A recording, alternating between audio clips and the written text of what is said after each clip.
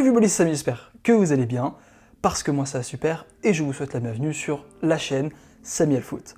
Aujourd'hui, nous allons parler du mercato, et très clairement, il y a matière à parler, vu bien sûr la nouvelle fracassante, le départ annoncé hier par le FC Barcelone, qui a bousculé la planète foot. Les amis, je veux parler du départ de Lionel Messi. Suite à l'annonce de ce départ, de nouveaux clubs vautours s'activent en coulisses pour attirer le joueur, ce qui est pour beaucoup le meilleur joueur de tous les temps. Manchester City, premièrement cité comme prétendant, notamment un retour de Messi dans l'équipe de Guardiola qui l'a coaché il y a quelques années de cela à Barcelone.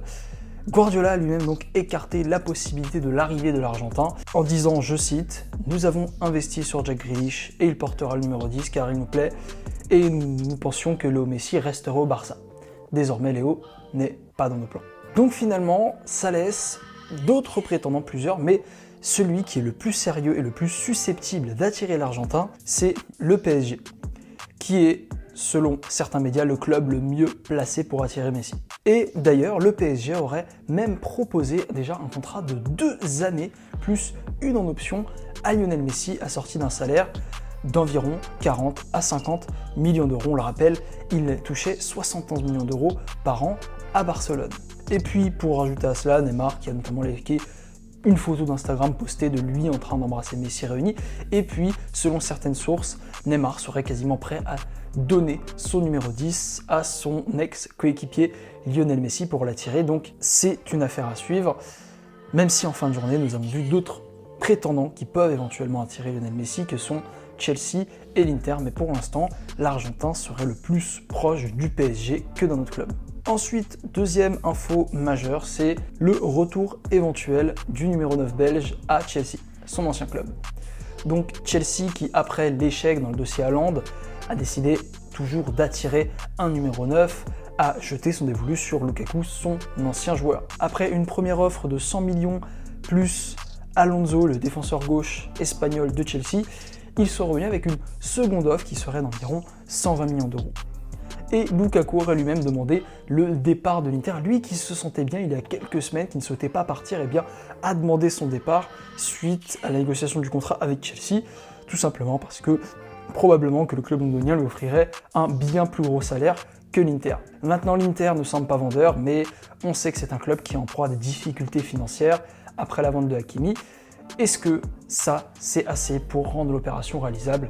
Nous le saurons dans les prochains jours.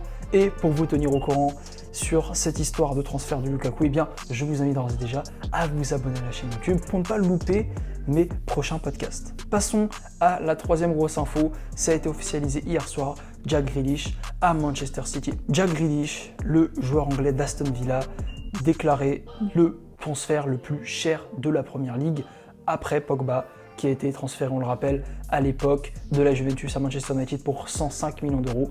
C'est au tour du joueur anglais d'endosser ce rôle pour un transfert s'élevant à 117,5 millions d'euros, soit 100 millions de livres sterling, qui serait la clause de libération qu'a dû soulever tout simplement Pep Guardiola. Il va donc porter le numéro 10 qui a été laissé libre par Kun Agüero et il signe pour un contrat de 6 ans. Concernant le poste de Grealish, venu sous la volonté de Pep Guardiola, va jouer probablement 8 aux côtés d'un Kevin De Bruyne, remplaçant ainsi Bernardo Silva, tout simplement. Donc Bernardo Silva qui est désormais sur les transferts, qui est en vente par l'effectif mancunien. Et puis, bon, évidemment, toujours bloqué, la possible arrivée d'Harry Kane pourrait nous donner un effectif de Manchester City tout simplement exceptionnel. Maintenant, les négociations entre City et Tottenham semblent au point mort. Levy est décidé à ne pas vendre Harry Kane, donc concrètement Levy ne veut pas le laisser partir et Kane, sous la pression des fans et des supporters de Tottenham, est donc revenu à l'entraînement. Lui qui avait séché 2 séances, et bien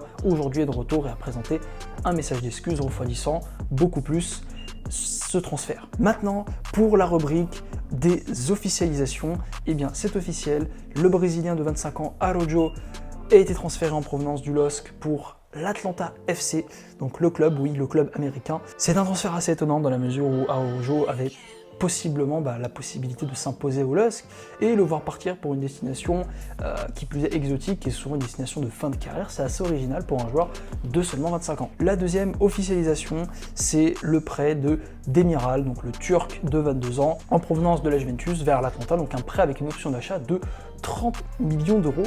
Et ce n'est pas tout, puisque l'Atlanta, dans l'autre sens, a finalisé la vente de Romero, l'Argentin de 23 ans, pour 55 millions à Tottenham. Donc Tottenham qui renforce sa charnière centrale avec ce recrutement. Voilà, c'est tout pour ce podcast. J'espère qu'il vous aura plu. Si c'est le cas, n'hésitez pas à le liker, à vous abonner à la chaîne YouTube directement.